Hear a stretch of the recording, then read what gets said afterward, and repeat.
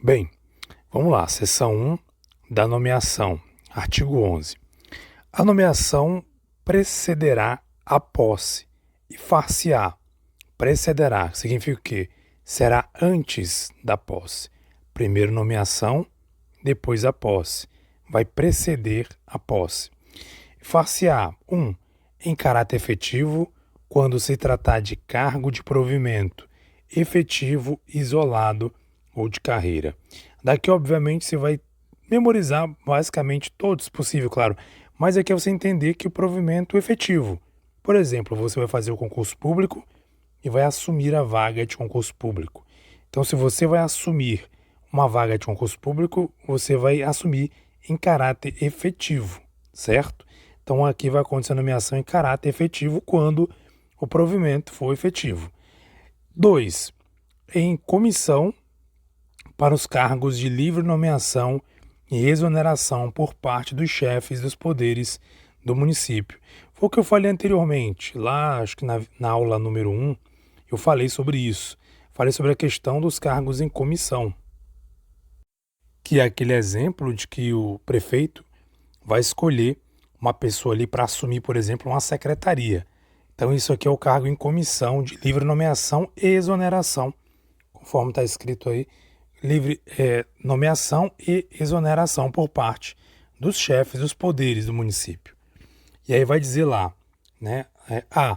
Os cargos em comissão serão exercidos preferencialmente por servidores ocupantes de cargo efetivo, isolado ou de carreira. Atenção, hein? Os cargos em comissão serão exercidos preferencialmente. Marque essa palavra, preferencialmente. Cargo em comissão, repito, para você não esquecer, isso aqui tem que estar fixado. São aqueles cargos de livre nomeação. Então, preferencialmente, de preferência, que seja exercido por servidor ocupante de cargo efetivo. Mas digamos, se por algum motivo, por alguma razão, não for possível, tudo bem. Uma preferência, não é uma exigência, não é obrigação. Agora, a linha B, não sei se chama, a linha B, vai dizer o seguinte: a designação para a função gratificada recairá exclusivamente em servidor efetivo. Marque essa palavra, exclusivamente. A designação para a função gratificada recairá exclusivamente em servidor efetivo. Aí você tem que fazer distinção. Primeiro, uma coisa é o cargo em comissão, outra coisa é a função gratificada. De novo, uma coisa é o cargo em comissão, outra coisa é a função gratificada. Cargo em comissão, preferencialmente servidores ocupantes do cargo efetivo, isolado ou de carreira. Se não for, não tem problema, é uma preferência. Agora, a função gratificada, obrigatoriamente ou exclusivamente, como está escrito aí sim, tem que ser um servidor efetivo. É aquilo que eu gosto de falar, eu gosto de usar esse exemplo, porque é um exemplo prático que eu vivi na prática e que ajuda muito a memorizar. Por exemplo, entrei como auxiliar de secretaria pela SEDUC, trabalhei e lá eu recebi uma função gratificada. Qual função? Função de secretário escolar. Uma função gratificada. Ou seja, eu recebi por quê? Porque eu sou servidor efetivo, eu era servidor efetivo daquele órgão. Então, sendo servidor efetivo do órgão, eu fui designado para uma função gratificada. Então, quando a prova falar função gratificada, lembre-se, é só para quem é servidor efetivo.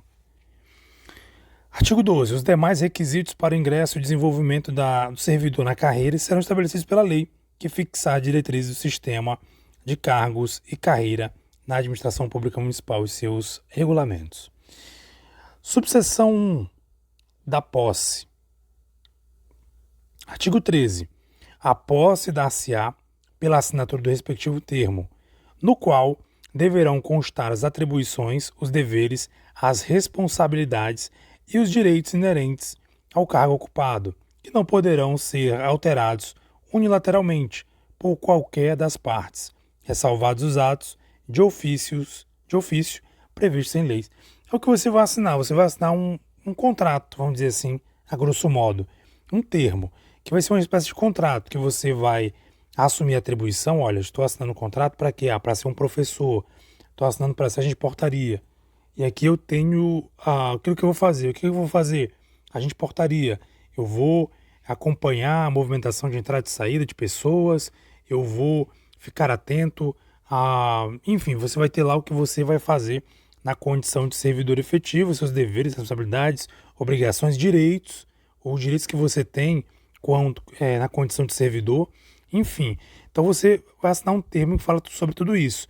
O detalhe desse artigo é que ele fala que não poderão ser alterados unilateralmente, ou seja, por um lado. Se a tua prova disser que, em regra, olha só, presta atenção no que eu vou dizer.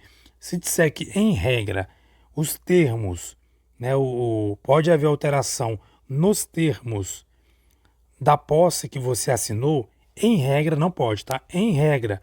Mas aqui vai dizer, claro, que existem ressalvas. Os atos de ofício previstos em lei podem sim. Então, para ficar bem claro isso. Vamos lá, parágrafo 1º. A posse ocorrerá no prazo de 30 dias, muito importante, hein? Memorizar, isso cai em prova.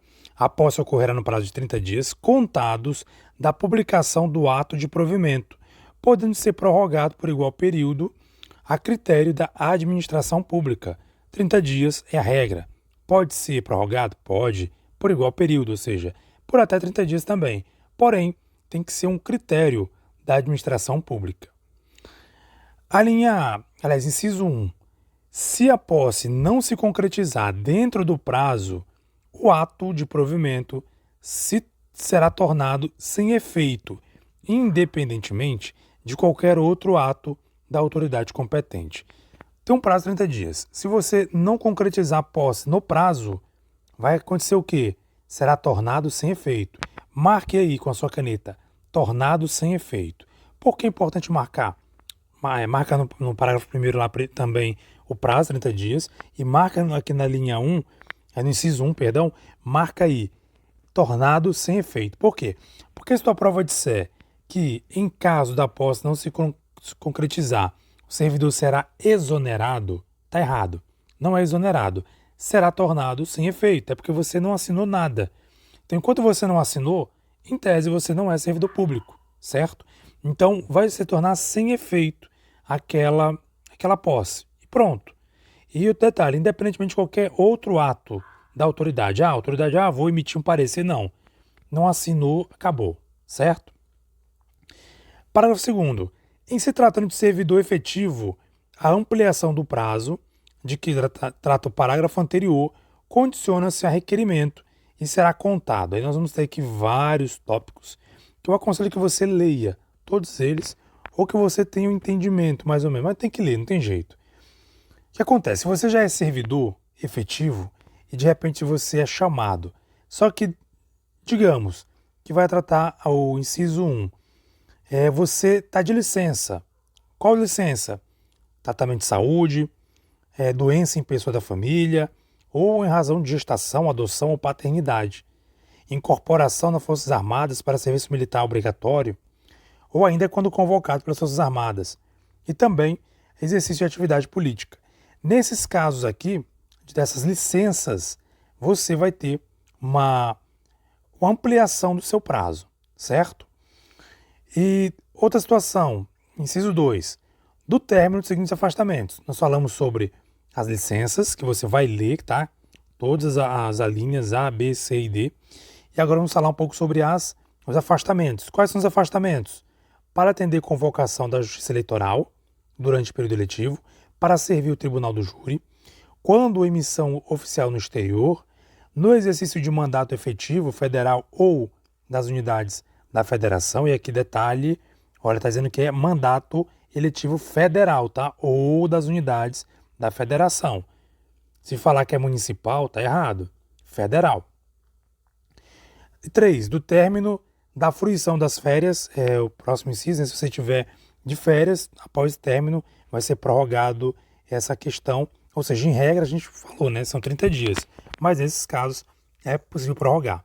Outra vez, leia. Gente, tem que ler. Pega lá a Lei 8.112 e leia. Não adianta você ficar só esperando que eu fale tudo aqui. Tem coisa que você vai ter que ler. Eu vou aqui somente passar um bizu ou outro para melhorar ali o seu entendimento para a prova, né? Coisas que podem cair na prova, detalhes e tal. Mas esse tipo de coisa você tem que ler mesmo. Não adianta eu falar aqui que você, assim, não vai fazer muita diferença. É leitura, certo? Parágrafo 3º. No ato da posse, o servidor apresentará a declaração de bens e valores que constituem seu patrimônio e declaração quanto ao exercício ou não de outro cargo, emprego ou função pública. É interessante essa questão aqui. Inclusive, quem fez a prova do Ministério Público do Pará, nível médio, caiu essa prova, uma questão semelhante a essa no concurso. Ele perguntava lá em que momento o servidor tinha que apresentar a declaração de bens, né? A declaração de bens e patrimônio, e se exercia ou não outro cargo, emprego ou função pública. E lá trazia algumas opções, 30 dias após a posse, até tantos dias, enfim, trouxe várias opções lá. E a correta é essa, no ato da posse. Então você vai tomar posse, você tem que apresentar a sua declaração que você não exerce função ou outro cargo público e também apresentar a declaração de patrimônio, dos seus bens e patrimônios, certo? No ato da posse. Parágrafo 4º. Tornar-se-á sem efeito o ato de nomeação se a posse não ocorrer nos prazos previstos neste artigo. Mais uma vez, sem efeito a nomeação se a posse não ocorrer. A posse não vai ocorrer, então, sem efeito a nomeação. Parágrafo 5º. São competentes para dar posse. Aí ele vai dizer quem são. No Poder Executivo, o prefeito, os nomeados para os cargos de direção e assessoramento superior. B. O secretário de administração, os dirigentes da administração indireta, quando assim designado e mediante prévia anuência do chefe do Poder Executivo, os nomeados para os cargos de direção, intermediário e aos nomeados para os cargos de provimento efetivo. Parágrafo 6º. A posse será processada mediante preenchimento de ficha cadastral admissional, assinado também pela autoridade que presidiu o ato de posse, que fará parte da pasta funcional do servidor. Parágrafo 7º. A autoridade que der posse ao servidor verificará sob pena de responsabilidade se forem observados requisitos legais para a investidura do cargo. 8º. A posse do cargo comissionado determina o concomitante afastamento do servidor do cargo de provimento efetivo, isolado ou de carreira, se for titular para a qual se encontra designado em regime de substituição eventual ou temporária. Que é interessante, hein? A posse em cargo comissionado, ou seja, aquele cargo em comissão, que a gente fala aqui em livre nomeação, tá? Não esqueça, comissão, livre nomeação. O outro cargo é função gratificada. Função gratificada é para quem é servidor efetivo. Nesse caso aqui, se a pessoa for assumir, o servidor for assumir um cargo comissionado, o parágrafo 8º diz, né, do artigo 13, vai dizer que determina o concomitante, ou seja, juntamente com isso, o afastamento do servidor do cargo de provimento efetivo. Ele vai ter que ser afastado desse cargo que ele está exercendo nesse momento para ele poder assumir o outro cargo. Esse outro cargo aí de comissionado.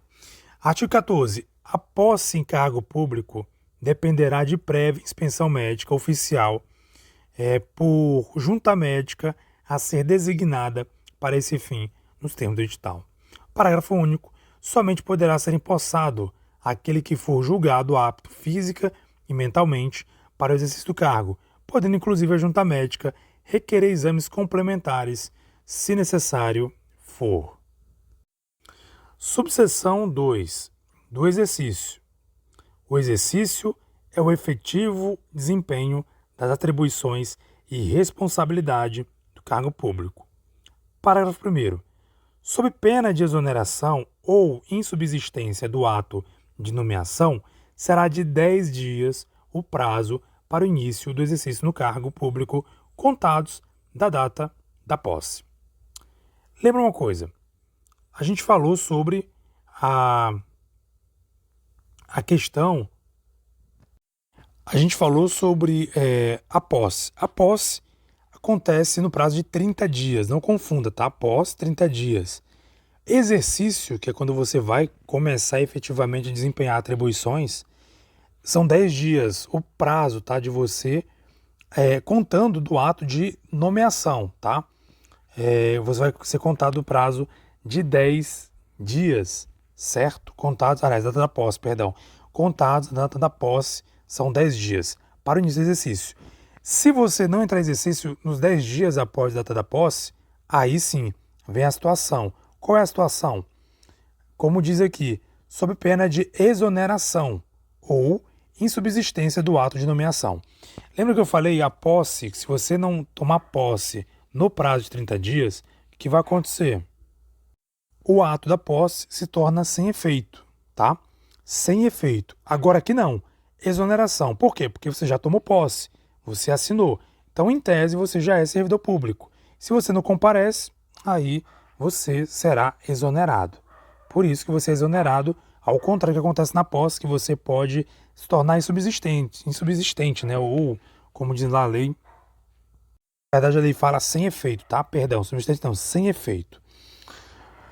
Parágrafo 2º. Quando designado para cargo em comissão, o servidor efetivo ou estabilizado deverá ter início do seu exercício coincidindo com a data de publicação do ato de sua designação, salvo quando estiver em licença ou afastado por qualquer outro motivo legal, hipótese em que o exercício recairá no primeiro dia útil após o término do impedimento, que não poderá exceder 10 dias na publicação. Aqui temos aqui pelo menos 3 informações. Primeiro, aqui ele está se referindo à situação do cargo em comissão.